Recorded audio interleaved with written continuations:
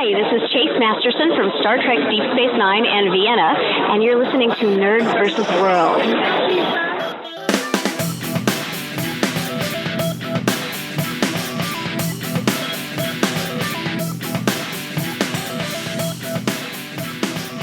Welcome to NerdVsWorld Episode 5, Weekend at Nerdie's. And that was the wonderful Chase Masterson there, just giving us an introduction. And also, hopefully, the theme tune too. The production value is going through the roof this week. Skyrocketing.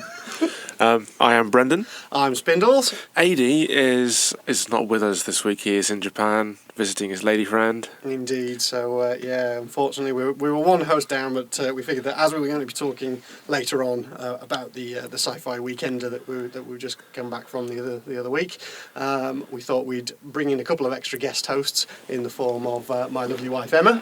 Hello. And my daughter and now acclaimed rock star and superstar of the Sci-Fi Weekender, Megan. Hi. Now, of course, we'll explain that later on, but the Professor has joined us for this podcast. Professor Megan in the house. Yeah. In fact, are we going to be having Professor Elemental as our musical interlude this week? Yes, we are. Yeah. The very lovely Professor Elemental has said that we can use one of his tracks on the show. But again, we'll chat a bit more about Professor Elemental later on. Outstanding. How are we all? Very, very well. All recovered? Yeah. Nearly recovered. Nearly. Everybody gotten over the horrendous con flu. Yeah. Yeah. That went on for quite a while. I've only just got my voice back this weekend, and Yeah, it's same. starting to go on its way out again. Well, there's nothing like talking for 2 or 3 hours Well, indeed. Tonight's going to help your voice. Gonna make yourself so better. So what have we seen this week? What are the big issues for conversation? Oh, stuff that's caught my attention in the news. There's been lots of Kickstarter news going on recently.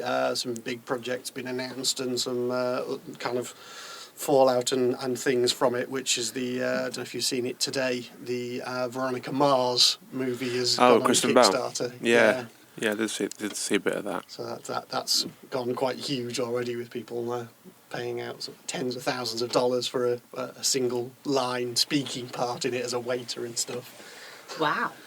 So yeah, it's Kristen Stewart from Twilight, etc. Is it? I thought it was Kristen Bell. How much is she? Is it Kristen Bell? Sorry, Kristen Bell. Yes, Yeah. sorry. Of course it is.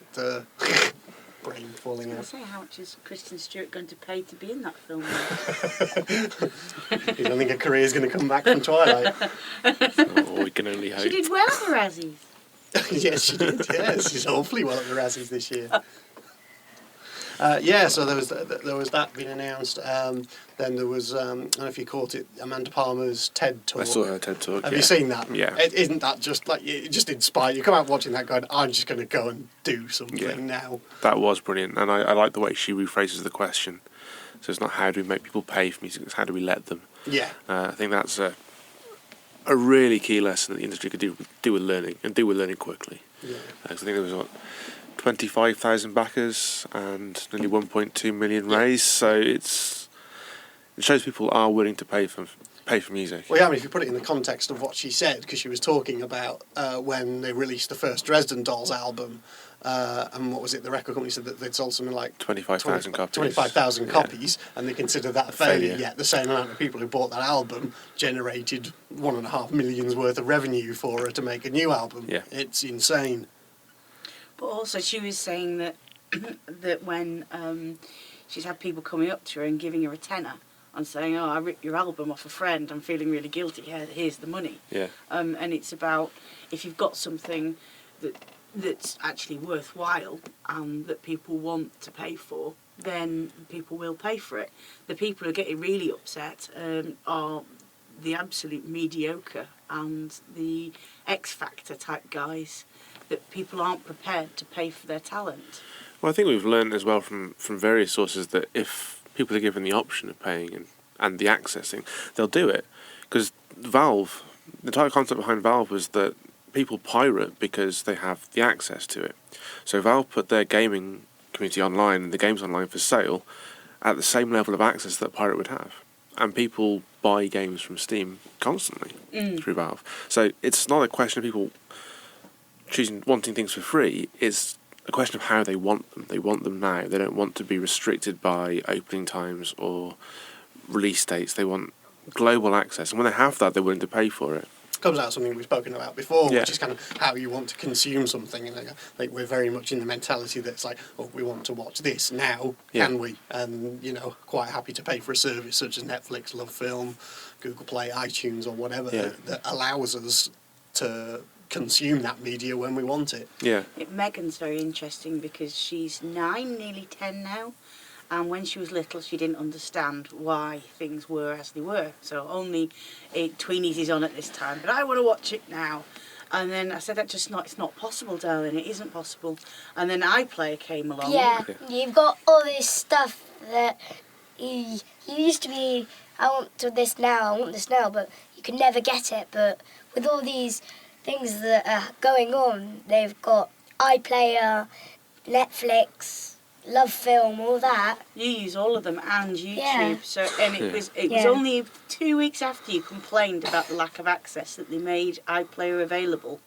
So now you just change between different channels of all the different media we have at home, don't you? It's like you consume seasons of stuff in a go. Yeah. You are the first person to start it from very little, that you don't know anything else. You're the first generation. I think there was one point when we had to have a conversation with her because she was like, oh, that's finished now, I want some more of that. It's like, darling, it hasn't been made yet. Like, what do you mean I can't watch more of it now? Does it not exist? Why can we not just go out and get it? Like I say, you're very much part of the on-demand generation, I guess. I think it's called Generation I, but it's little I, as in the iTunes I. The iGen. Yeah. That makes sense. But I think it's a wonderful thing. And it's not just the Kickstarter side of it as well, it's the other side, how it's distributed. Because like they've got humble bundles. So you've got humble games, you've got humble literature, humble music. It's just like, if you pay that little bit extra, you get that tiny bit extra. Yeah, I've just bought the latest Humble Bundle for Android again. We're up to Humble Bundle 5 now. I'm kind of getting a bit irked with it now because I keep buying them and then a couple of weeks into it they go, oh, we just added all these cool new games to it, and it's like 3 of the games from the last bundle. Oh, no. Maybe I'll leave it for a couple and then just go back to it, but no, it's cool. I did my first ever Kickstarter project this week. Funded or started? Funded it. Yes, I've never funded one before. So this week was my first week with Awesome. Clemency Slaughter. This is the Jonathan Green. Jonathan Green and Tom Brown, yes. I funded the Oatmeal's Indiegogo campaign for the Tesla Museum. So far I funded the Amanda Palmer album, Elite, Dangerous. Then there was a documentary called Turn to Page 400, which was a documentary about the Fighting Fantasy books. Oh, wow. Which didn't get funded, unfortunately. Oh, balls. I wish I'd known about that. But the good news on that is, again, about John Green, is that his one did get funded to make an encyclopedia about the Final Fantasies, so there will be some Final Fantasy stuff coming out, because he's republishing and redoing a load of the Final Fantasy books. Awesome. And they're very, very That was cool. that was probably my first exposure to roleplay, was the pen and paper pick your own adventure things. Yeah. I had a Biggles one, and that came with a compass and lots of other bits with it. So you had to actually get the technical elements right, or else you get sent off to the wrong page, as well as making decisions. That was fun. That's pretty hardcore. Yeah. I mean, there were loads of different ones that kind of came off the back of that, because there was a series, was it called Lone Wolf? Don't remember A that one. series of books. Yes, I remember that. It was kind of very similar to Final Fantasy. But yeah, I love the original Final Fantasy books. Again, similarly, it was one of my first experiences of role-playing, taking you through that kind of high fantasy environment. It was the pen and paper equivalent of Zork and the Absolutely, yeah. those sort of old school computer games, text-based adventures. They're brilliant. You can still do them now. Yeah, I think one of them is a hidden game on one of the Call of Duty games on the PS3. Yeah. Well, my primary school had one BBC for the whole school, and if you were very lucky once a year, you got to play on the text-based adventure. Yeah. I got to play on ours tons. I was one of the people who actually understood it and got the concept of L maths very quickly. Yeah, I think I had Hitchhiker's Guide to the Galaxy text-based adventure. Yeah. So that's pretty cool. But speaking of which, belated happy birthday for the other day. Like 61st to Mr. Douglas Adams. Indeed. I put my Towel Day video back up on YouTube. Did you? Yeah. Excellent. You're looking expectant, Megan. What was your first experience with computer games? Oh, probably at school, because we did Maths Zone. We used to do that. Kind of. I don't Learning know. based Her on computer. actual first experience of computer games was when she was very, very small and we lived in Dunstable and we had the iToy. And we were doing the cleaning windows, the cleaning windows game with on the iToy where it's doing with the When I'm Cleaning Windows song. And I realised instead of waving my arms around frantically, I could just pick up baby Megan and clean them far more efficiently. Instead of using a hand to clean the screen, pick up Megan and just wave her at the camera and clean the screen. So she was used as a dishcloth as her first computer game. Well, that was lovely to know. It's all coming out today. So yeah, you're a peripheral. Yeah. I hope I don't turn into one of those scrubbing ones that you scrub against the window. Yeah, so that was your first computer game. Because we had the PS2 from when you were little. Well, I wasn't very involved with the game, was I? Actually, you were kind of key. I would say Yeah. Just move left to the right, left to the right. you were basically a controller. Yeah. I'm the You're Wii controller. Yeah, you're a living, breathing Wii remote.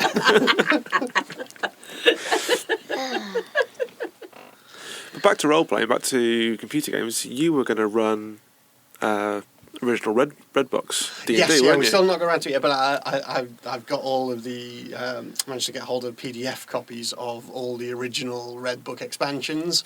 So I'm going to start making my way through all the expansions because Adi bought me a pad with a lot of character sheets and graph paper and stuff on it. And Made it, didn't we? I think his mum put it together for him. I think, yeah. But yeah, we're gonna get round to doing that on a Sunday afternoon and do some geek training. And Meg, will that be your first tabletop roleplay game?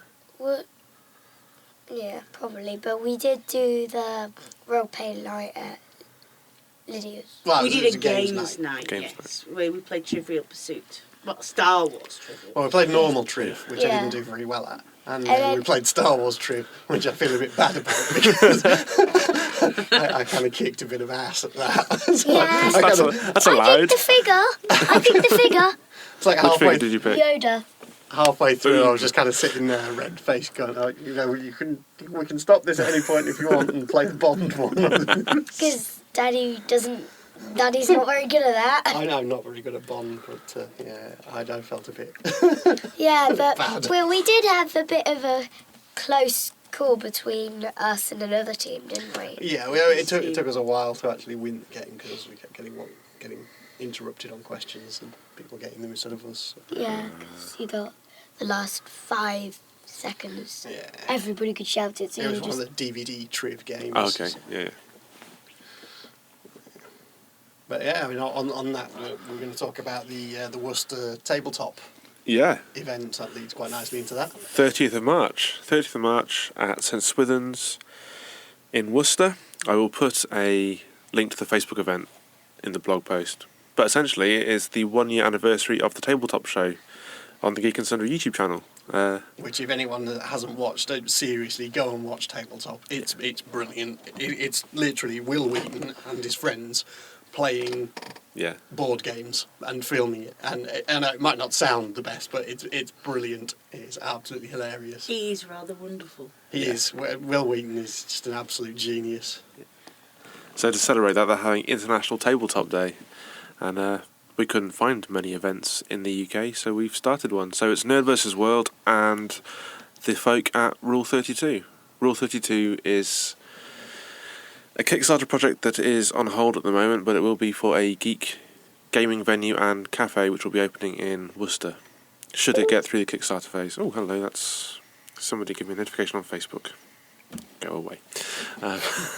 Hopefully when the Kickstarter campaign goes live, we'll plug it on this show. Oh, absolutely. Yeah.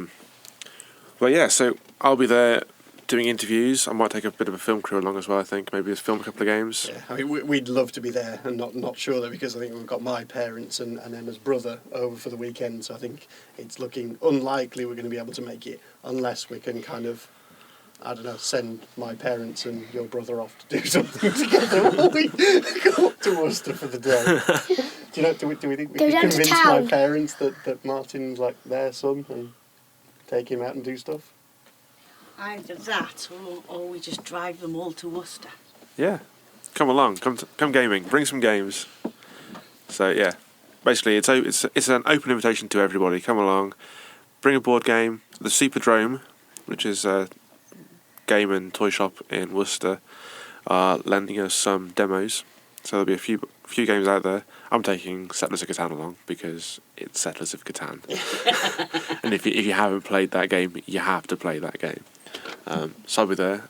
I'm thinking possibly of doing maybe running a D&D sealed envelope 2-hour quick adventure if I can get players, or maybe run a Fiasco game. But definitely Catan. I think there's been a call for Flux already. Yeah, Flux is I fun. think Munchkin will be there. We've got Soro. Yeah, there's a lot there that you haven't played. The main card game is Killer Killer Bunnies. Bunnies, yeah. Yes, we took a lot of our games out, but we've still not played Cthulhu Munchkin. Munchkin Cthulhu. Munchkin Cthulhu is awesome. We really need to do that, and we've even got a cute Cthulhu as well, a little Cute cuddly Cthulhu. one. We've got a plush Chibi Cthulhu, yeah. Yes, that's the one. Well, so one thing we're going to be asking all of our guests is to pick the 5 films to join our list that they think everyone absolutely must see. Yeah, it's something that we started on the last podcast. We've put it up on the Facebook pages, and I think as we're going to be starting getting more guests now as time goes on, then we're going to start asking everybody for their 5 films to add to the list. So yeah, 5 films. Go on, Moo. All right. My first one is Gremlins 2. I think it's one of it's really funny. It makes me smile quite a lot. Gremlins 2, cool. Gremlins 2 is a good call. One of the sequels that is just as good as the original. In some way, it could be arguably better than the original because the original was not really intended as a comedy. True enough. As a kind of dark comedy, but more erring on the side of horror. See, Whereas Gremlins 2 was very much comedy. Gremlins is my favourite Christmas film. Really? Gremlins and Die Hard. Awesome. Then my second one is The Goonies. No arguments here. Excellent film. It's about a few boys going on. I think most people listening to this will know what The Goonies is, darling. There's a couple of girls in there as well. Okay. And then my third one is Harry Potter and the Prisoner of Azkaban. Any reason why Prisoner of Azkaban over the others? Because Dobby doesn't die. No! Excuse me. Actually, it's because I really like it when they go through time and backwards. Ah, right, okay, so it's the whole kind of end bit where they go back in time and redo everything. Yeah. I found that really funny. Cool, you like quirky time travel movies? We can work on that. Give it a few years, I can watch Primer. Yeah. My fourth one is The Hobbit, the new movie. Yeah. That's a good call. I think we all saw that together, didn't we? We did. Yeah, we did. It was our first time seeing it, and your That was my second time. only That second. was my second time. Yeah. Okay, and my last one, well, I've got 2 in my head, but I'm going to pick one. Go for it. Galaxy Quest. Galaxy Quest, of course. Yeah. And where did you first see it? I saw that at the Sci-Fi Weekender for my first time, and it was really good because I loved it when everybody was shouting out lines and laughing very hard, and it was different to going to the normal cinema, I've got to say. Oh, very different. Yeah, very different because you have nerds. Yeah. drunk nerds. It was at 5 o'clock. They weren't that drunk. Really? Really? Really? You saw me on the first night. Yeah, You sort of we'll have stay- to discuss that a little You bit sort of later. I think we just go into it now. Yeah. I say we go into it now because that was. Well, let's talk about Sci-Fi Weekender. Yeah, sure. Yeah. Okay. Because I think that was your first one, wasn't it? Yeah. And I think it's good that you're all here because it's meant to be a family event. So let's get a family's So, opinion of it. I really liked the first night. It was just all the kind of people who came early, most of the VIPs. Yeah. You were a bit bored queuing, but the queues weren't as long as Yeah. last year. God, So last year the queues were last so year we would have been bad. hours and hours and hours. It wasn't Oh, as my bad. feet would have been dying. Yeah. But while Daddy was queuing, we went off for a bit of a wander, didn't we? We did. And we saw Starbucks and Papa John's pizzas and all fish places. Papa John's pizzas, without which I wouldn't be alive after that weekend. I tell you, I swear to God, that's the truth. Because you bumped into me getting on for 7 o'clock in the bar. We've been there for a couple of hours. And I was 3 sheets to the wind by that point already. Yeah. I was steaming drunk. Team Sailor Jerry. Well, that's the thing. They didn't have any Sailor Jerry, so we brought our own bottle. We were sat on those tables at the top, ordering glasses of Coke, and then just topping them up. And like within an hour, that bottle had just gone. Then I was on the JD, and then I was on the Captain Morgan. Oh yeah, just quickly to put this out there: drink responsibly, folks. So yeah. If you don't, Megan beats you at noughts and crosses. Yes. Ass whooped by a 9-year-old at noughts and crosses. I beat Mummy with noughts and crosses. Not as much as you beat Brendan. How did I? I only got a few draws and he won once. It's true. I did actually win the one game out of the 5 that we played, but I kept getting thwarted in the other 4 games. I won the first one. And then she learned quicker than I did, essentially. And I couldn't win again. I kept trying and just couldn't win another game. Well, then you went to the quiz. How was it? Well, the quiz on the Thursday night was just a little warm-up quiz. I'll be honest with you. With like a million teams. Yeah, I don't remember very much of it. I really don't. All I remember is there was some guy on a table near us who kept shouting out Twilight as the answer to every question, and like it stopped getting funny very, very quickly. But we saw him all weekend. When we were sat in the Q&As, we just look around and he'd be a couple of rows away from us. We couldn't shake him. He was like this bad penny that was just there the entire weekend. And when we were checking out, we went to drop off some friends to their caravan, and we drove past 2 caravans up. Was this guy's caravan? I was just like, no. But all weekend he was just there. But he was shouting, you remembered him then? God, yeah. He was shouting Twilight during the proper quiz on the Saturday night as well. Oh. Perhaps he's got some form of restricted Tourette's. Can only shout out terrible films. Yeah. Jerry Falls! Wrong turn. John Carter. That's made somebody's list of top 5. I noticed, yeah, Davey. Yeah. I was like, really? I'm not saying anything. But Friday. Oh, it was the gaming breakfast. It was the game yes. breakfast, yeah. yes, and we got breakfast, and then we went up to find you. I went up to find you, but I couldn't find you. You're probably gone somewhere. Well, I was at the gaming breakfast for a bit on the Friday morning, but then my film crew had arrived, so I had to go off to the Galactic Nights. The rest of the day, we didn't see you at all. I know. You Although just disappeared. I did. Oh, well, I was in rehearsals for the Flash Mob at 10 and 2. And then where else was I? I went to a couple of Q&As. I went to Chase Masterson's Q&A, which was amazing. Yeah. She was just incredible. Although I didn't have the balls to get her autograph, so somebody got her autograph for me. No. It's something I've got to do. One thing on my bucket list is actually talk to a celebrity and get their autograph, because I haven't yet. Simon got her autograph twice. I've got 2 autograph photos that my mate Marcus got for me. Yeah, because I got the Vienna CD as well. We listened to that in the car on the way back. Fantastic fun. Oh, I've not had a chance to listen to it It's yet. really, but, really good fun. I will do. But yeah, so she very lovelyly recorded the intro for the podcast. She did. While chatting to her, she said that she'd be up for actually coming on a podcast. So I've really got to kind of put that one to the test and send her an email back and go, look, were you serious? You want to come on the podcast? I hope so, because that would be amazing. You're probably not going to be able to talk though. No, I'll be like Raj from The Big Bang Theory. I'll have to get blind drunk before the show. Bottles of beer under the counter. Little Sailor Jerry. But no, I was it the Friday or the Saturday that you cosplayed? It was Saturday was the cosplay.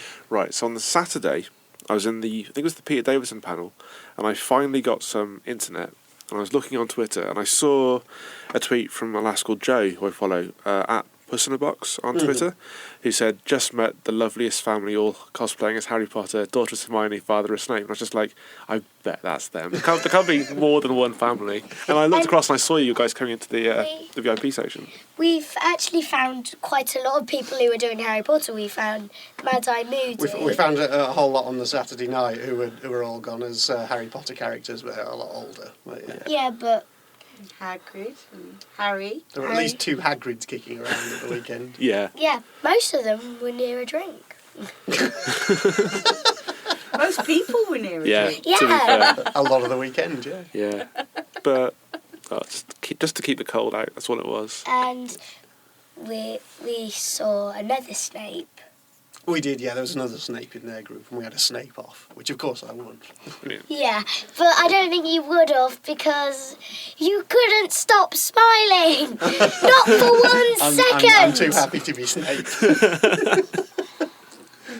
Disappointing, isn't it, Oh, darling? dear. Yeah, I'll take that on board. I know. I'll accept that. That's fair. I tried to get you to do it for 1 second. You stopped for a second, then you just started smiling again. It's hard not to smile when you're surrounded by nerds. Well, to Absolutely. be honest, that was when the Peter Davison panel was on. Oh yeah, you can't help but smile during that panel. 'cause- Absolutely. Seeing my Doctor on stage was that was brilliant. See, 'cause I had that pleasure last year with Sylvester McCoy, because he was that my was Doctor, fab. and he was fantastic. The great thing about the Peter Davidson interview this year was because he was with Fraser Hines. And it ended up just, instead of talking about Doctor Who, talking about having your hand up a cow Yeah. Because they both and got, birthing foals. yeah, 'cause they both got form for being TV vets. Indeed. Well, yeah, Fraser Hines was in Emmerdale for years. And Peter Davison was in James Herriot's. It's the adaptation of It Shouldn't Happen to a Vet, wasn't it? So all creatures great and small. Yeah, that's it. Which my overriding memory from when I was little was having his hand up a cow. Yeah, he sorts that with my folks. They don't do TV shows like that anymore. So what panels did you And go I'm to over glad the they weekend? don't. Oh, you need to go onto YouTube or some way of getting hold of that show and watch some old episodes of All Creatures Great and Small. I vaguely go on YouTube. Vaguely. Right. Yes.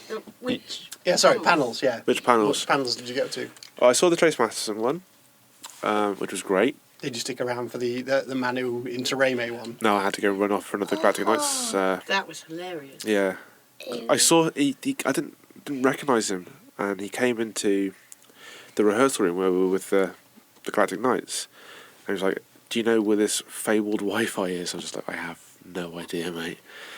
But I didn't realise it was him. But I saw him all weekend after that. He was very, very funny. Yeah. Very rude, but very Yeah. funny. Daddy said afterwards, I'm glad he didn't have an interviewer. He interviewed himself. Indeed. Well, he made you laugh anyway. He said your favourite word of the day. He said the word turd on stage and she just creased. He definitely said fart. Oh, he was talking about farts, and she nearly expired when he was talking about Fart farting. superhero it was about, wasn't And it? I was talking about, yeah, and then we were all saying, it's the spleen. He was like, what? Spleen? Mystery Men. Didn't he say that was a rubbish film?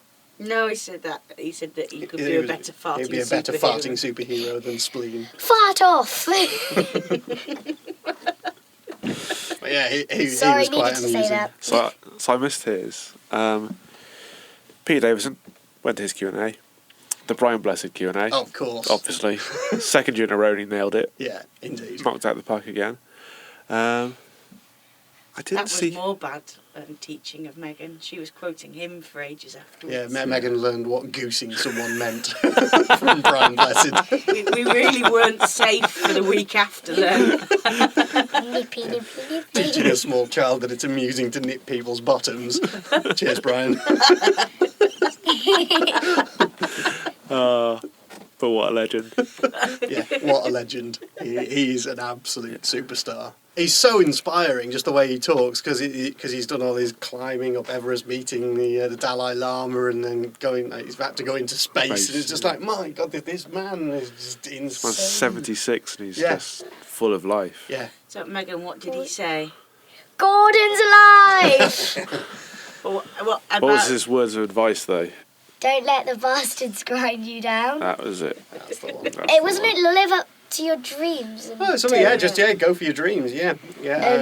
He was just basically saying, nerds tend to be the people who come up with all these amazing ideas and make all these amazing things and just go and do it. Yeah. It was so bad that we didn't get to see the introducing Flash We Gordon. missed him introducing Flash Gordon. But as soon as we got home, we watched Flash Gordon. We did indeed. It was I really liked it. Yeah.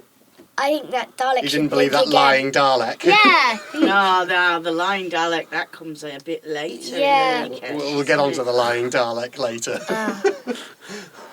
I saw you get accosted by Darth Vader, though. Yeah, that was cool. Yeah, he was making sure you weren't a princess. he said that your princess went, no, you did, but you look like one. Yeah, and then as we were walking away, he told me to cut my hair. Do you get trolled by Darth Vader? Yeah. Oddly, I got trolled by Titan as well on the Area 51 performance. God, Came up and grabbed my hair and did the Tarzan yodel. See, I missed that because I was at the quiz. Well, yeah. Again, we'll get on to Area it. 51 was Friday night, wasn't it? Friday night was the Area 51 Imaginarium, yeah. So you... Hang on, just quickly, still on panels. Did you get to see the digital distribution panel? Well, yes. That was one of the most disappointing things of the weekend. Really? Yeah. Because the panel was comics going digital, Save Your Suicide, the feature of the comics. And so I was expecting a big thing on digital distribution. Yeah. And that was my dissertation topic. Yeah. I focused mostly on music, but wider media distribution of the digital age was really interesting. Well, that's something we've spoken about before as well. So I was really hoping for a good panel. I was approaching it like a lecture rather than a panel at a convention. Maybe that was a mistake. And they spent possibly 90% of the panel talking about digital versus physical art. So the process of creating the comics, whether they draw or whether they use graphic tablets and Photoshop. Right. And that was their focus on comics in the digital age. Right. Very little on distribution. Apart from a 5-minute show of hands at the end, where they were just like, oh, we should talk about this. People in the audience, if you have the choice to get a book, but you're going to get it in one format, would you go digital, hands up, or would you go print? And everybody else put their hands up. In a panel audience, which was massively undersold. There were so many empty seats. Right. That, in combination with the ridiculously poor sound quality. Oh, yeah. That was the Put bane me of the off. weekend for me, was the sound issues. But yeah, with the comics panel, just the fact that they couldn't use the mics, constantly pop in. I was just like, I almost walked out at one point. I was thinking, got to stick around though, because I might want to stick around here for... Did you see any of the V for Vendetta? No. Yeah, you would have hated that even more so, because I mean, we saw the preview of it on the Friday night at the Area 51 showcase. They did like the first 5 minutes of it, and it looked amazing, and we were like, really looking forward to seeing it. But then just all the tech issues that they had there, just you couldn't hear the girl playing Evie. You could hear V all right, his microphone was working fine, but Evie, you couldn't hear a thing, so you're hearing half of the conversation, and just felt really sorry for them. It was on the same time as cosplay registration, and cosplay registration is very silly. People laugh, joke, and have conversations, and it was in the same space, so there was no way that it could really compete with that. Yeah. And I know what they're saying, that it was a very late addition to the event, and that was the only place and the only time it could go, which is fair enough, but it really needs a better place next year, and it needs to, I think, perhaps get the panels out of that area, because the sound wasn't great, and it's very much a transient area. Well, the trading area because needs to be bigger. that was the spaceport. So you had the panel, the signing zone, and the trader's zone, and the Papa John's, everything in that one area, and the gaming zone, the gaming zone, which was 2 beanbags and an Xbox, effectively, which does not a gaming zone make. No, although the highlight for me was watching a Sith Marauder and Obi-Wan play Star Wars Connect. That was quite funny. Well, if they do another play, I think they should find a better place. Well, yeah, I think they should put it either in the main stage, or on the main stage, or in the screening zone. Yeah. because that would work fine. All the seating's there. You've got all the kind of space at the bottom end for them to do it. I don't believe that it could have been the only place they could have put it in the only time, because at that point I think the main void was shut because it was getting ready for the evening do. But I think they needed to spend loads of time doing dress rehearsals and things. I suppose, but you know, I don't know. I think they could have done with putting stuff maybe an hour later or so, well, just to get it on the main stage. Well, I think that's been the feedback for a lot of people about V. It was that V was something they were looking forward to, but the sound quality made it ridiculous. It made it unwatchable, utterly. And I felt really, really sorry for them. We were registering for the cosplay, Ah. which was great fun. Yeah. We met the Pac-Men, didn't we, and the ghosts? That was the funniest thing on Saturday night, is watching a Conga King started by Pac-Man being followed by ghosts. It was, they were just, next year, he said next year he's going to try find something that's a bit easier to drink in. Yeah. And one of the greatest ones is there was 2 steps up to register for cosplay. Oh. Which was absolutely impossible for Lego Batman and Lego Bane, because all they could do is slightly shuffle, and they were in the queue, and these 2 steps were like the end of the world. So they had to kind of hold on to people while they shuffled their feet up and then tip them forwards onto their feet, and they could shuffle towards the judges. Well, but the judges were Chase Masterson and Sam Stone and David Howe. It was really funny. Well, Lego Bane wasn't having any of it. He just took all his costume off and put it up to the top, and then he put it back on again. But Lego Batman went through. Yeah. She could do it. She can do anything. So that was really good fun queuing for that. The queuing, I bought loads and loads of sweets and snacks and stuff to give out to people in the queues. No queues. Did that mean you ate all of the sweets and snacks? No, I brought them into work, and I put on my old party rock playlist, old hair metal tracks, and I was giving away sweets to my students if they could name the band. Just like bands like I had Warrant on there, Skid Row, I had Cherry Pie, Boston, Foreigner was on there. So if they could guess the song, they got a packet of sweets, because I couldn't eat them, so I just give them away. Compared to SFX3, the queuing and the organisation was better. Yeah, I thought so. I just think the atmosphere was lacking for me. The site was just a bit too big, because the pub was over one side of the bridge, and then the main arena was over the other side. You were mainly just walking over a bridge. That was most I think there were some time. problems with the pub as well, in that it was more of a restaurant than a pub, and I don't think they were too used to people wanting to hang around and drink. Yeah, and play board games and just chill out. Games, So it's going to take. I think there's a campaign for next year they had a little separate lounge area. Yeah, because there was was it the owners' lounge? Yeah, we might try and get that. I think as a board game area. That'd be quite cool. That would be, because I think that was the thing with me with the gaming zone, was when they said gaming zone, I didn't immediately think computer games. I thought like at SFX3 there was a big board game area. Yeah, well that's because Estevium came down. Yeah. And one of the traders are doing demos. Yeah. Yeah. So I envisaged something more like that we could sit down and play games, but no, it was all like Xbox and Lego Minecraft. Rock Band. Yeah. Lego Rock Band 2 Yeah. is definitely for that. Yeah. Okay, the other panel I saw, which I really, really enjoyed for the second year in a row, was Just a Minute. Just a minute. We only briefly saw that. We only caught just a minute of it. We just kind of heard. We couldn't really hear anything, so we went. Yeah, we were a bit far at the back, so we couldn't really hear anything. So we couldn't kind of really wandered get off to the again. front. Yeah. But No, as soon as Emma Newman had put on Twitter that she was on it and she was nervous about it, I was just like, I tweeted about saying, no, you could be fine. And she said, thank you. I thought I'd go and see her. She was brilliant. Nervous to start off with, but she fucking nailed it after that. Her and Gareth Powell were so funny. I thought Stacia Kane would be more vocal, but she was kind of subdued. We were still hungover from the Thursday night. Perhaps. And then Phil Cornell obviously was hosting it and doing another grand job. Because how did all of the Nathan Fillion faces end up on the stage? Well, the Nathan Fillion faces, that idea was an idea that started on Facebook with Sue Hadrell, Cherry Bomb. Yeah. And I think she got Steve Ellison involved, and I think he printed them off. And then I had the idea of doing a Tumblr, which hasn't happened yet.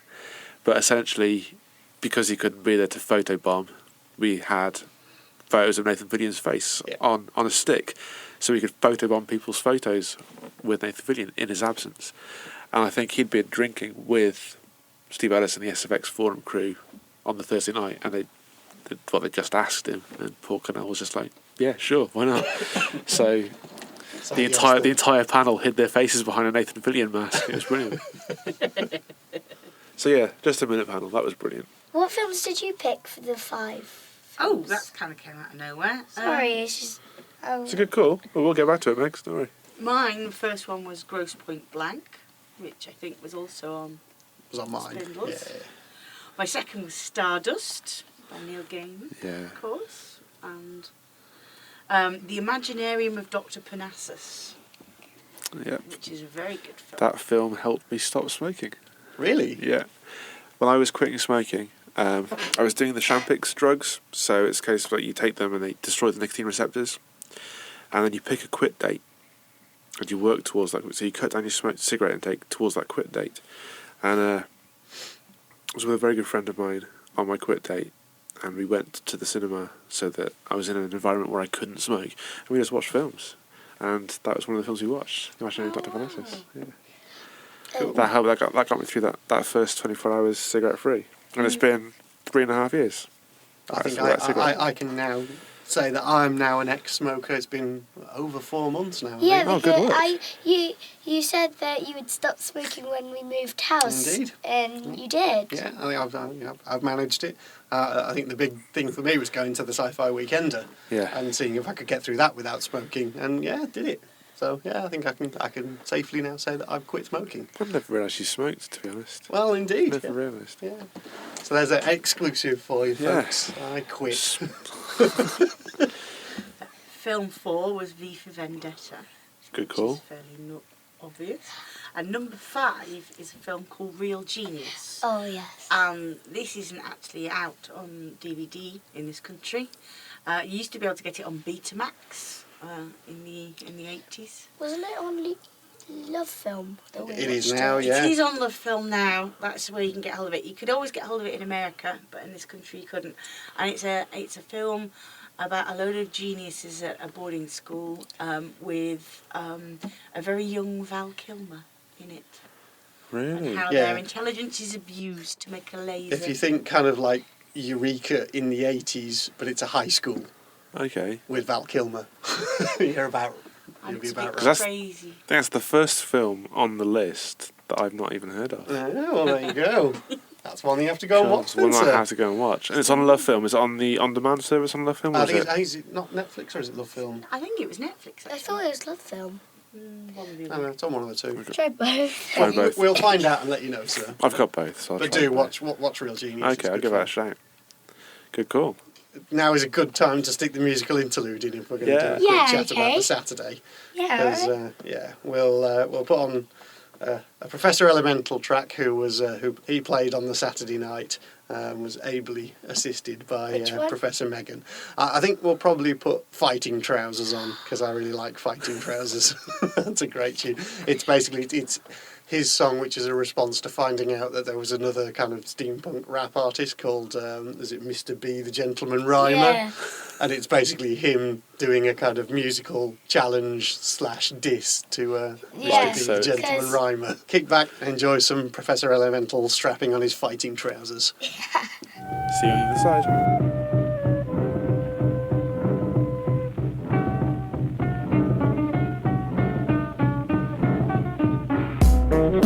Ah, Jeffrey.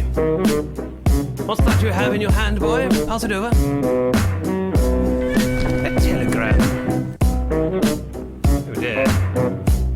Seems someone has been biting me.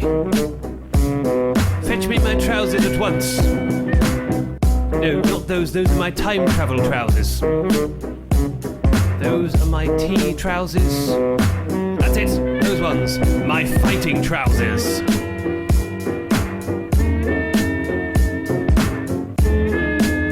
Yeah.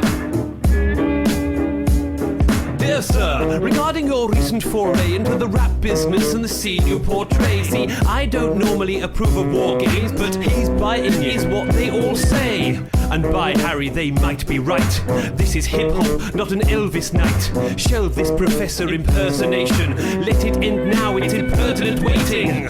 You seem a reasonable chap, what you need to do is rap and not parody chap hop, cause that's not proper, just not cricket. Put away your ukulele or I'll tell you where to stick it. I don't like your tweet, sir. Will teach you the professor's ready. Not, let's see who strikes the loudest. Lou, put on my fighting trousers. I've got super producers and fans that play me. You have a granddad's moustache and a ukulele. Don't look around, sir, I'm speaking to you. Roll up your shirt sleeves, Queensberry rules. Never test professors with the cleverest wit. Let's settle this like gentlemen armed with heavy sticks on a rotating plate with spikes like Flash Gordon. And you're Peter Duncan. I gave you fair warning. When this George Formby clone is performing, audiences go home before he begins talking. A new career might be more rewarding. I'm a Brighton peer, your rap's Piers Morgan. I don't like your tweet, sir. Will teach you the professor's ready. Not, let's see who strikes the loudest. Lou, put on my fighting trousers. I've not seen you at ciphers or workshops with kids or gigs, dear sir. You're not worthy of this.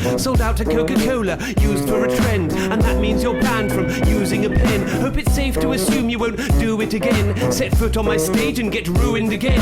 Be out, Mr. B. I set the egg timer. There's not room in town for two gentlemen rhymers. Leave town by the end of this instrumental. Yours, etc., etc. Sincerely and so forth, Professor Elemental. I don't like your tweet, sir. Will teach you the professor's ready. Not, let's see who strikes the loudest. Lou, put on my fighting trousers.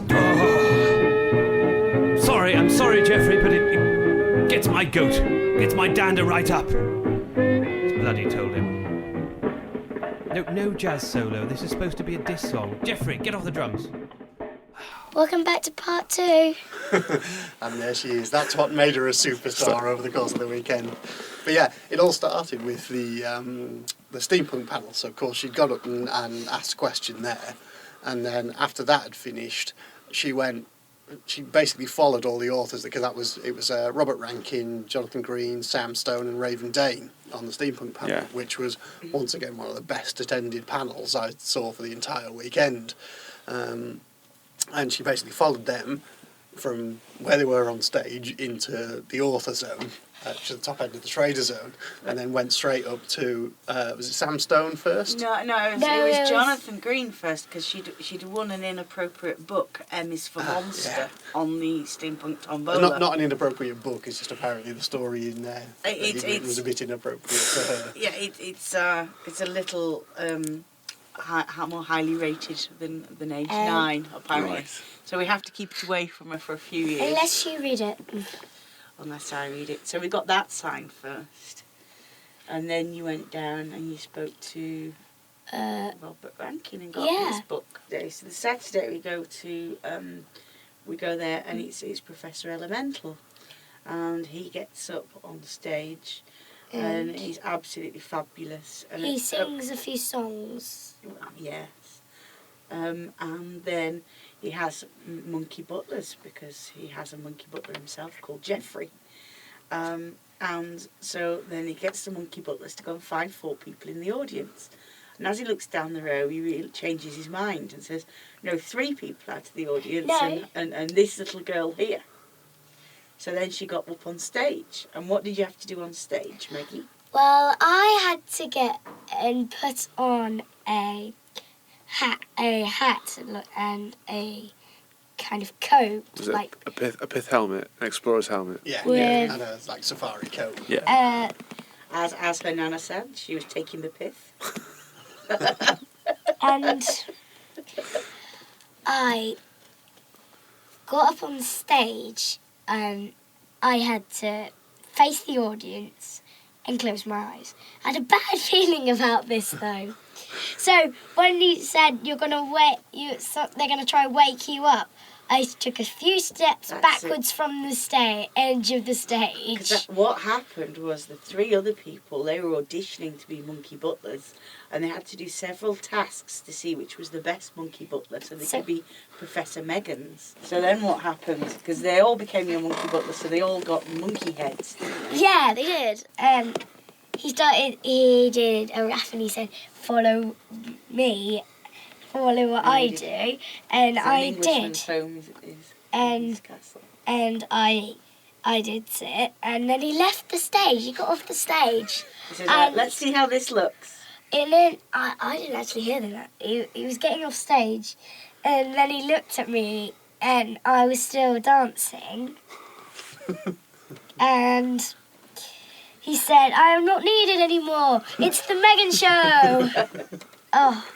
And then he came back on and he said, a dance solo. And then he stepped off again, stepped to the side, and I carried on dancing. And they said, and for the wonderful Professor Megan. And I just heard the crowd. And the crowd went wild. Oh, yeah. Superstar. Yeah. And then Superstar was born right there. I wasn't there because I was at the quiz. I only heard about it through Twitter, and then through people I'd never met, tweeting about Professor Megan. You know, I was like, that's got to be. How many of the 9-year-old Megans are there here? And then there was a quiz against the anti-pope.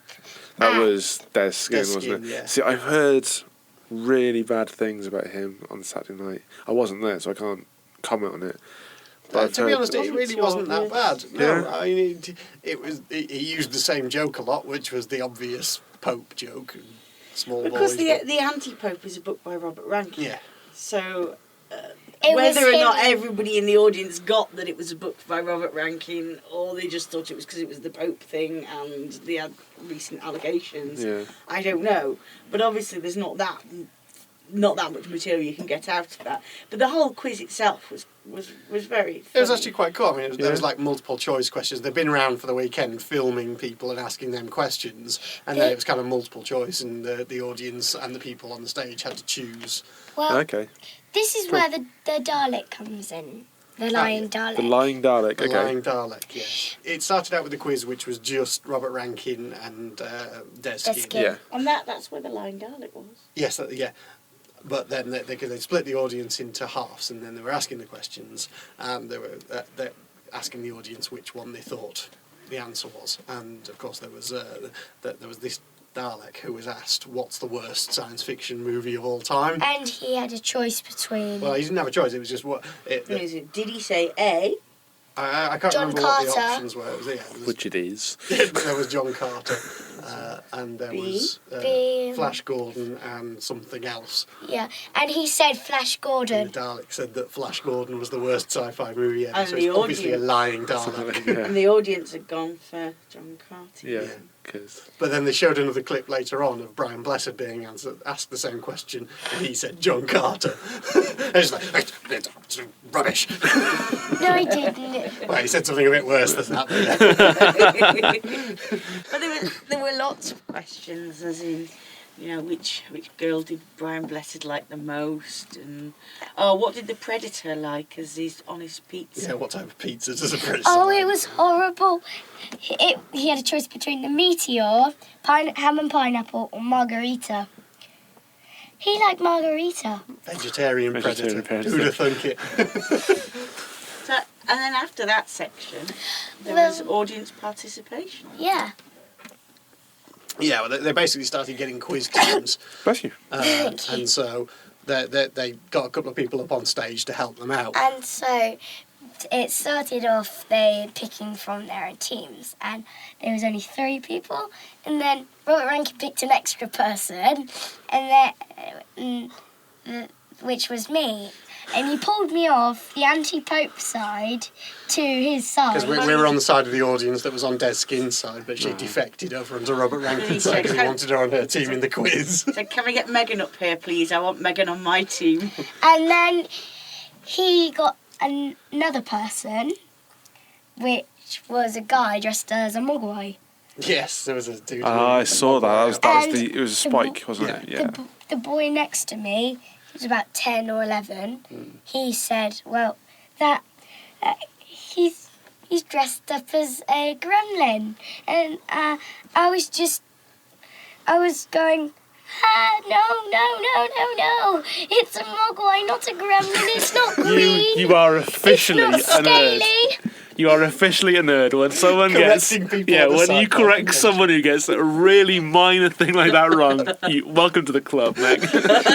I'm proud. I've never been more proud of anybody in my life.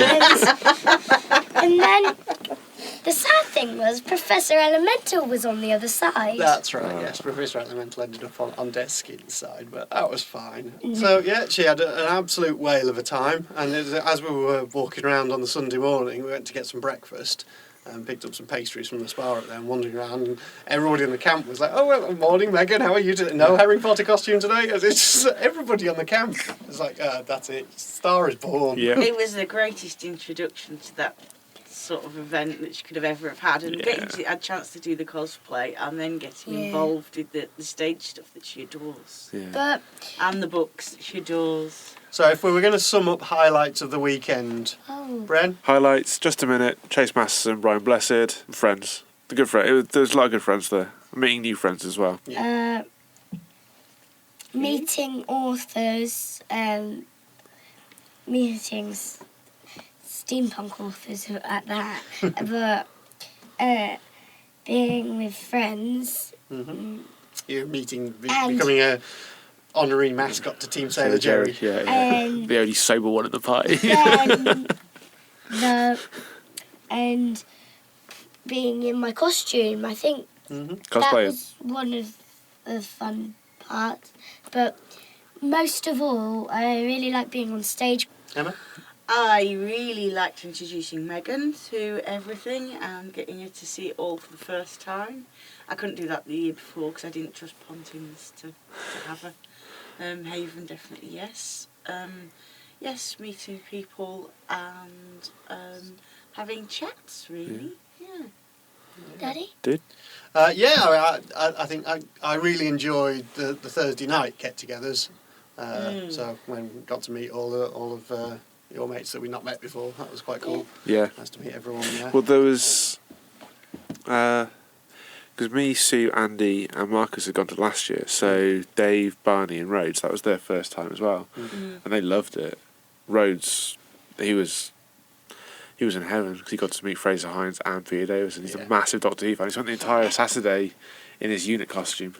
Yes. Which was brilliant. We were playing mini golf. Did He was you? playing in his unit costume. So yeah, I enjoyed that. I enjoyed the steampunk panel. Again, that was really, really good. I enjoyed meeting a lot of the kind of celebrities and things this year because we didn't do that last year because we didn't get signing passes or anything last year. So it was nice to actually meet a lot of people and hassle them all and get them all to do intros for the podcast, which will be doing over the forthcoming weeks. So we've had Chase Masterson introduce We're this not one. hassling them. Oh, I didn't hassle them. I asked them if they would kindly record an intro to the podcast for us. Because the other massive highlight for me was doing the flash mob on the Friday night. Yeah. I'll put a link to the video in the description, but on the Saturday night I took down a couple of film crew with me, on the Friday, sorry, and we were working with the Galactic Knights, and we filmed a flash mob. And it went more or less to plan. The video didn't go quite to plan, because we had no idea it was going to be so busy. We had no idea that Chic were only going to remove half the seats from the dance floor. Yeah. There was no space to move on there. But the videos turned out really well.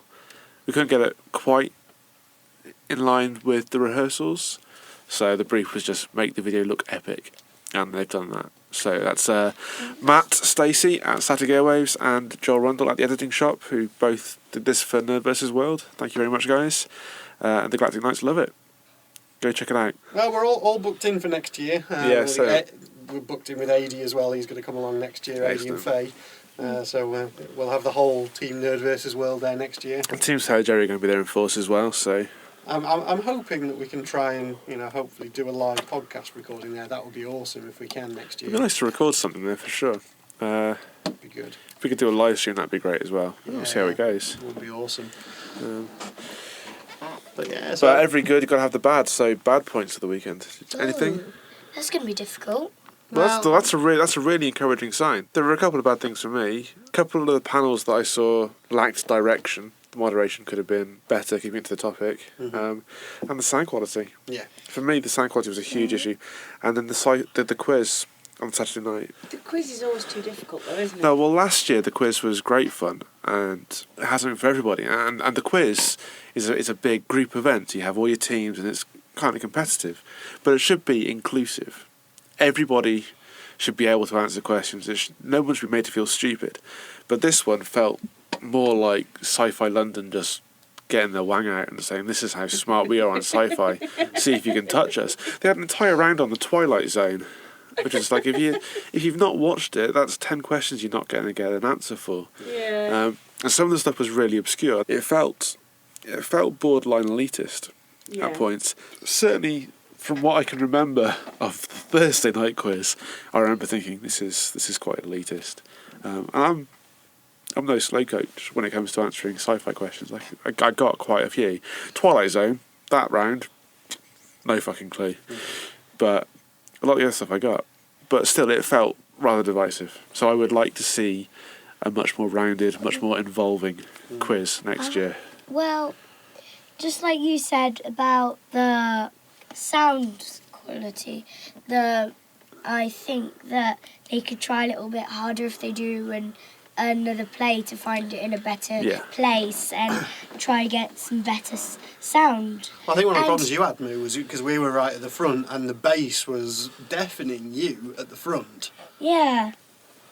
And as well, you got I thought they should try to get some better internet next time. We had the whole weekend.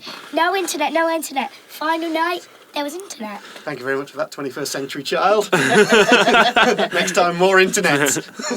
Yeah. On-demand generation, there we go. Emma?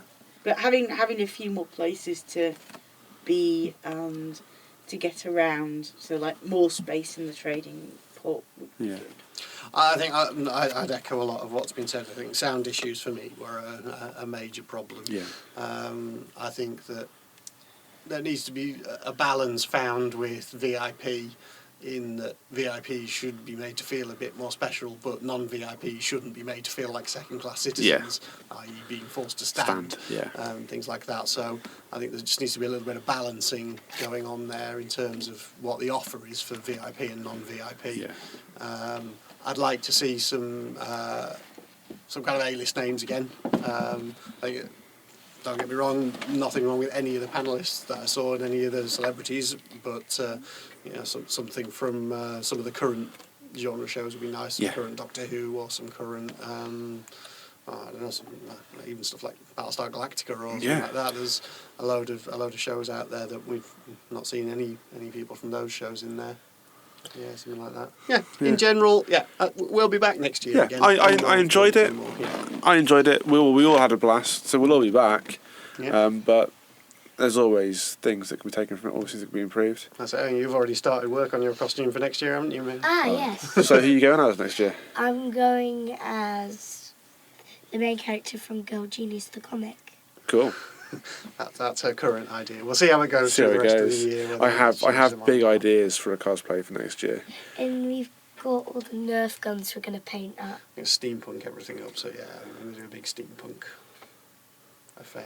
Yeah, roll on next year. We'll see what the announcements are when they come out for what guests are going to be on. Yeah, I'm looking forward to it. But speaking of guests, and to get us onto a different topic, Well, we're going to just draw a line under the Sci-Fi Weekender now. Absolutely. We all loved it. Yeah. We'll be back. There are just minor things which could be improved. Yep, Which is absolutely. grand. Cool. So yes, in terms of guests, because after Sci-Fi Weekender and things, I've kind of started trying to get us more guests on the podcast, and I won't go through who they are at this point, but I'm quite excited that we're going to be starting getting people in on the podcast. Starting as of this evening with our wonderful guests. Thank you. That's quite all right. But it kind of got me thinking, and it's a question I wanted to pose to you, which is, who would you have on the show? If we had a guest on the show and we had someone on, at which point would you turn and go, yeah, this podcast is a success because that person's been on? At what point would you kind of go, yeah, we're getting guests of this calibre, we've done really well? This is just to kind of set the floor for where we are now before we've had all the guests on and see where it goes. God, I don't know.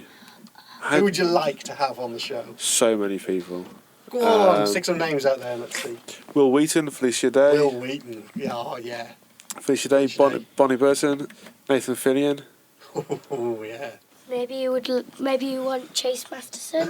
Chase Well, Because you've been going on. I would love Chase Masterson on the show, but I'd like to speak to a guest without getting too nervous. But no, yeah. So that's. But we've already agreed that Chase Masterson will be top of it. Neil Patrick Harris. That's a good shout. Yeah, Neil Patrick Harris. Actually, Chris Hardwick. Yes, I'd love to get Chris Hardwick. Chris Hardwick, CM Punk. Yeah. If I get CM Punk to do a podcast, that would be the balls, man. I'd really like to get some of the guys from Joss Nerdie's Whedon podcast on. Yeah, Joss Whedon. I'd like to get Joss Whedon on. But this is shooting. Oh yeah, no, indeed. Properly I was just it just struck me as kind of Stan Lee, like, ooh, get Stan Lee on the podcast. That'd be interesting. Frank Miller. Mm-hmm. I could just go. To be honest, the next half hour of this podcast Could just be you. me going, who would I like to meet? Who would I like to meet? Yeah. Now I'm just thinking of a guest dream list. I just thought I'd put it out there for you. I'll just have a think. Whoever I follow on Twitter, pretty much. Your entire Twitter list. My Twitter list. We'll start out and see what heights we can. Felicia Day would be awesome. Dodger from Press Heart to Continue. She's one of the people who got me into YouTubing in the first place when I started doing a little YouTube show. Kevin Smith. Kevin Smith, he's we one would of mine. have to have Kevin Smith on the show. Yeah. George Lucas, even if just to ask him why. So, George, episode 1. Why? That'll be it. Simon Pegg. Yeah. Who would you have? I think some of my ideal guests you've already mentioned. Kevin Smith is one of mine. I'd really love to have Kevin Smith on as a guest. I'd love to have Chris Hardwick from the Nerdist on. I think he's brilliant, as is Will Wheaton. Neil Gaiman and Amanda Palmer I would love to have on as a duo. As a duo, for sure. Definitely. Well, it would be a case of going through heroes. It'd just be going through people I admire, people that I aspire to, which is definitely be the case in terms of Will Wheaton, Kevin Smith, Zachary Levi from the Nerd Machine, Felicia Day, all these people who have seen technology, seen what they can do with it, and have done something. And utterly embraced it and used it as a means of getting content out there. I mean, I'm looking at MAs at the moment. I'm looking at MAs with a possible path towards PhD, and I'm looking at topics. And I'm moving more away from my audio digital distribution side. I'm much more looking now towards cultural studies and looking at the nerd phenomenon, actually doing an MA in that. And it's those are the people, those are the names that sort of really inspired me. Yeah. Kevin Smith especially, because it's just like, I read Tough Shit by Kevin Smith. I was just like, I can relate to quite a lot of this. So yeah, those would be the. I know this show has made it when we have those kind of guests on. Yeah, and Kevin Smith, he's turned the art of talking about art into an art. Yeah. It's amazing. Kevin Smith is one of the ultimate get up off your bum and do it people. Absolutely, yeah. You know, even if you've just got one camera and a shut shop one evening, you know, you can have a stab at making. Yeah, well, that's why I like where I work, because I get to use all this equipment to do this sort of thing. I spend a lot of my time recording bands, which is great. I love working with bands. I love making music, but talking about things that interest me, having this medium with which I can express my nerdy joy about the things in my life that I enjoy, which aren't work. So the comics, the films, the TV shows that I watch, and getting to have that conversation, and then getting to move it to Facebook and Twitter, where we can have the interaction and have the engagement from other people and the listeners. That's amazing. That's why I like doing this. And that's why I moved it to this format. Originally, it was a YouTube show. It was a YouTube show that was me doing a 5-minute recap of 2 or 3 stories in the news that week, which isn't the same sort of thing. It's not the same as this. It's not a conversation, it's a bulletin. And the problem with a YouTube show is, by the time it had been edited and put together and uploaded, it was already 2 or 3 days out of date. A bulletin is only good for that one moment in time for which it's relevant.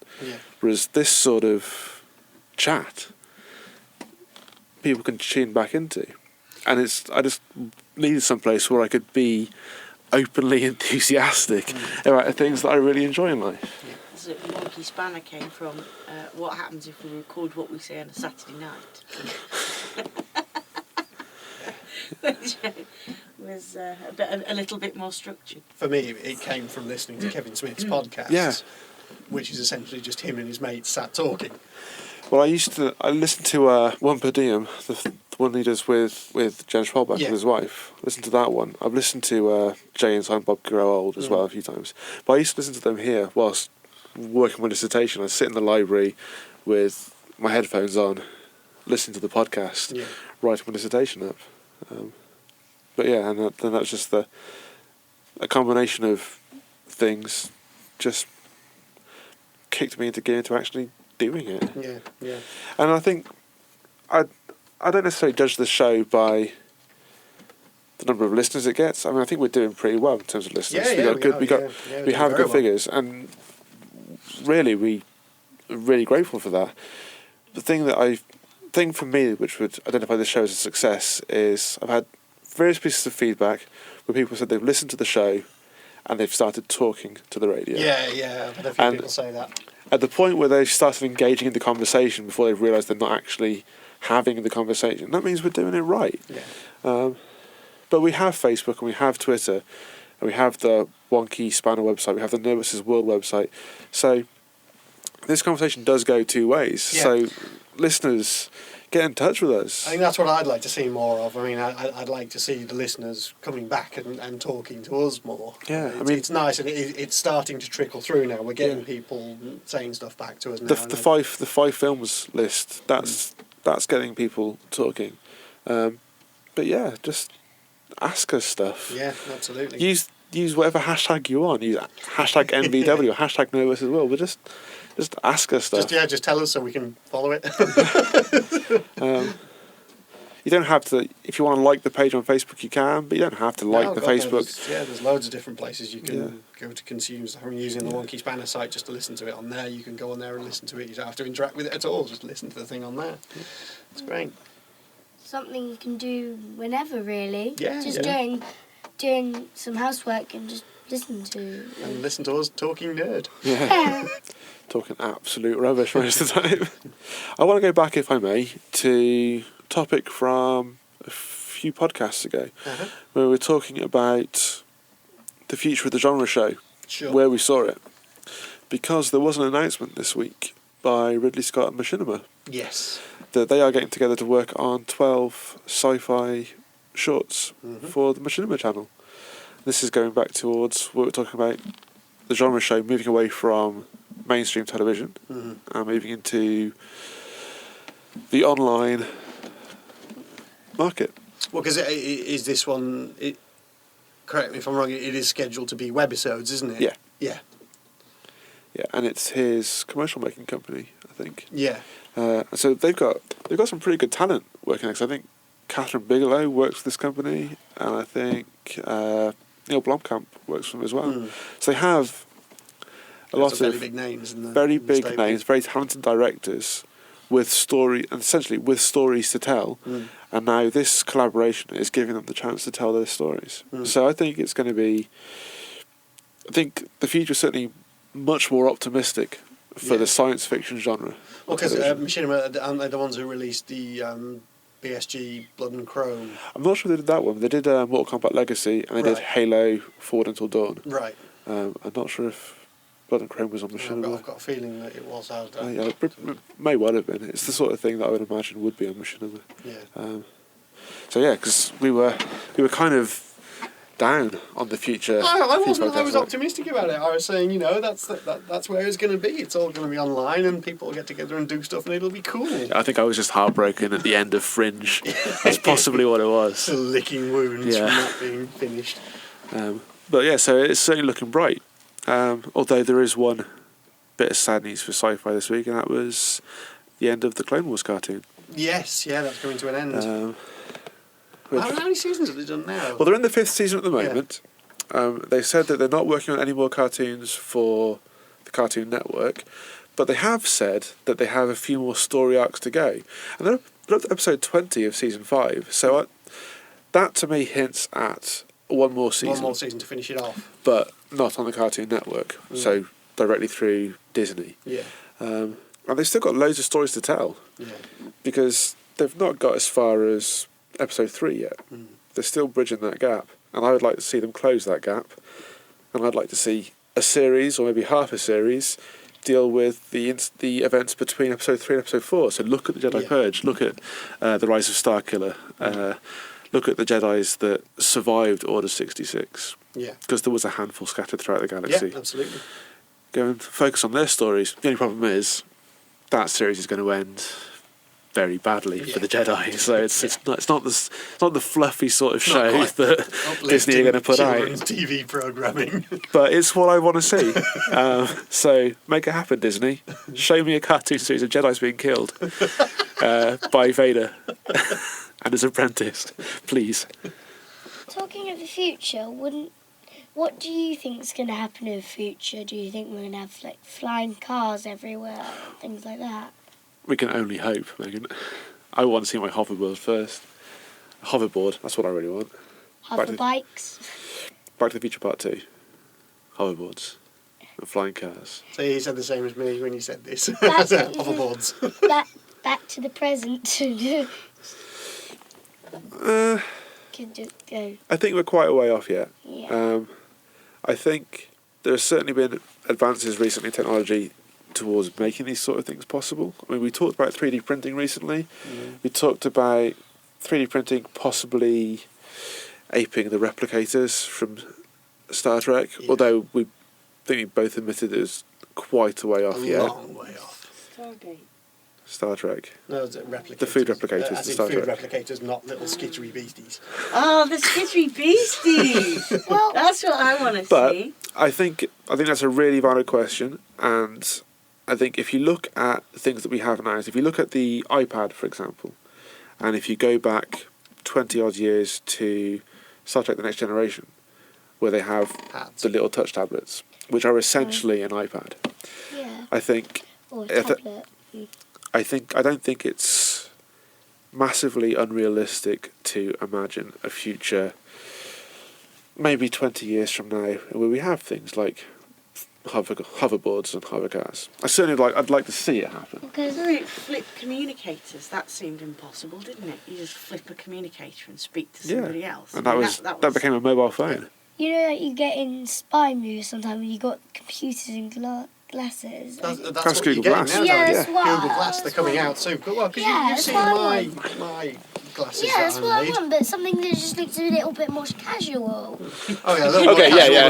than mine. to be fair, yeah. Mine requiring a huge square 9-volt battery pack and stuff to carry it around on a rucksack. I think Yeah. the two issues we seem to be really having a problem with in technology, even though we're getting things a lot smaller, is floating and flying seems to be, personal floating and flying seems to be a little impossible at the moment.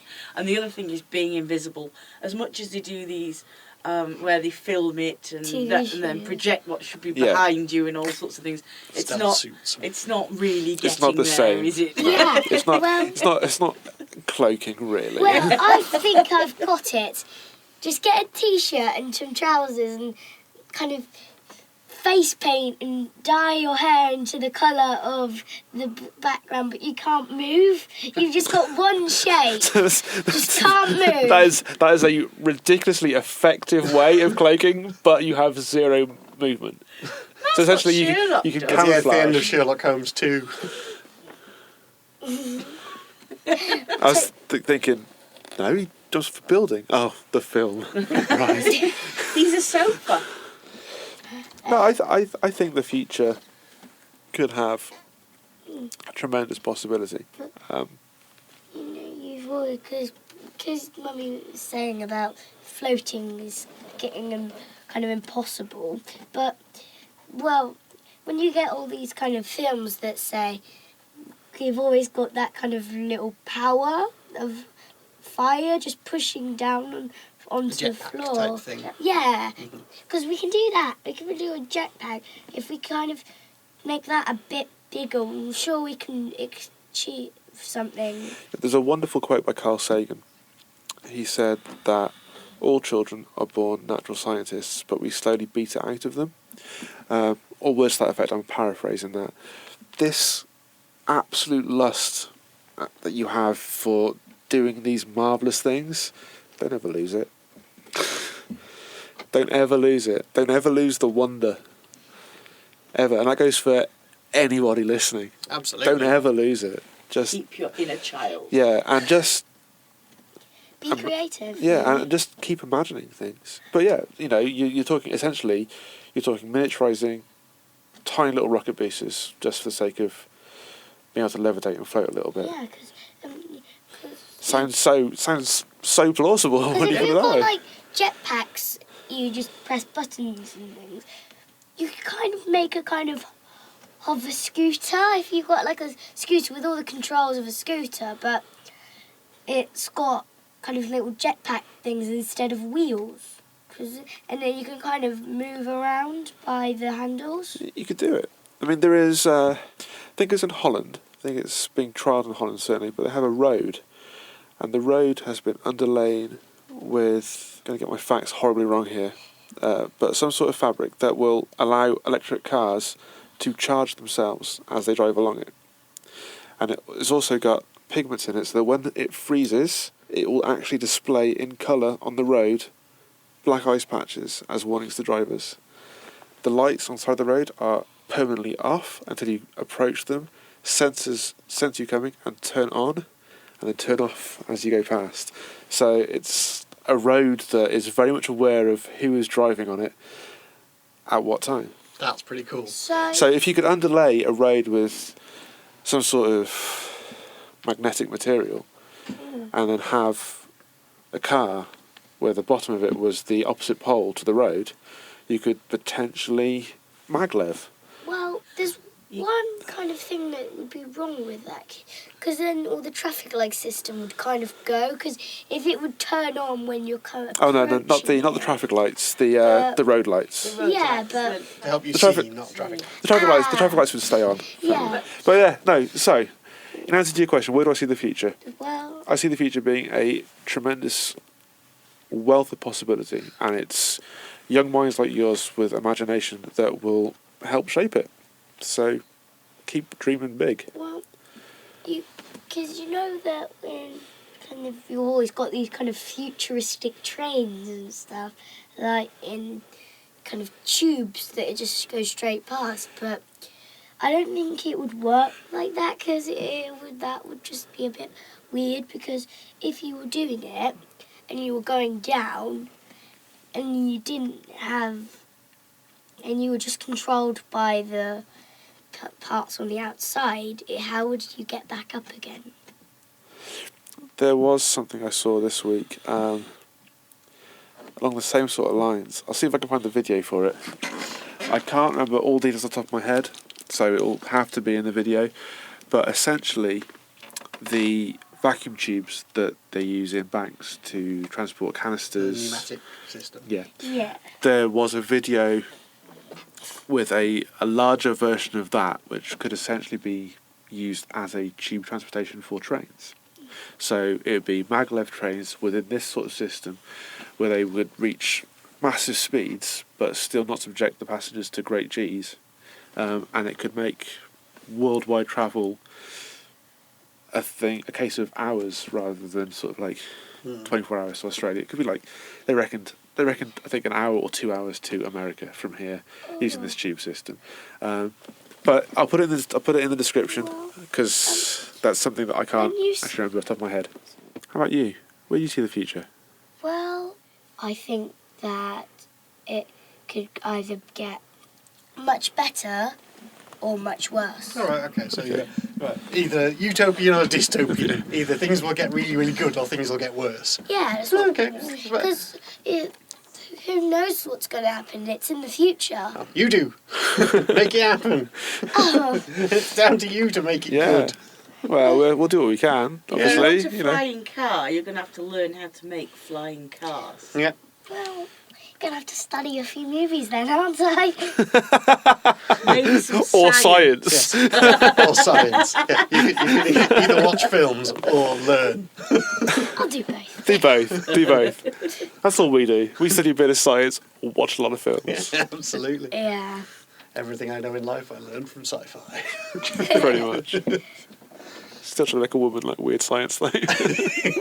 Yeah. My brother watched that film every day for about 3 months when he was younger. Yeah, hooking my sister's Barbie up to the car battery never did it.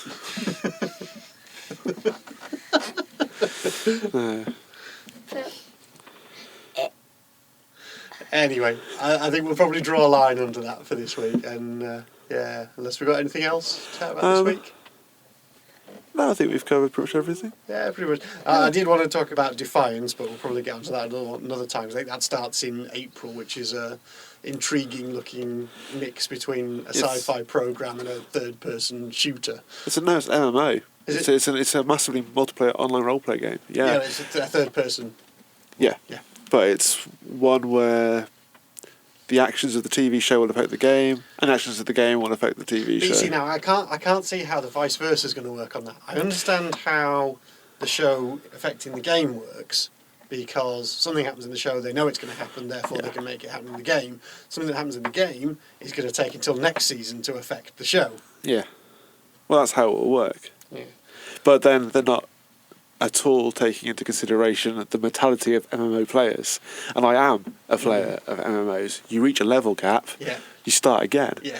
So, I think it's a nice concept, and I've seen the trailer for it. We'll talk about it more in future. We'll talk about it more more next week, because I think it's got a very interesting cast list and stuff as well. So yeah, we'll get on to that next time, I think. But yes, so I think all it remains once again to say a big thank you to Professor Elemental for letting us use his fighting trousers this week. Yeah. Big thank you to our guests, to Megan and to Emma. Thank you. I've been Brendan. And I've been Spindles. Thank you for listening. Until next time, take care and be excellent to each other.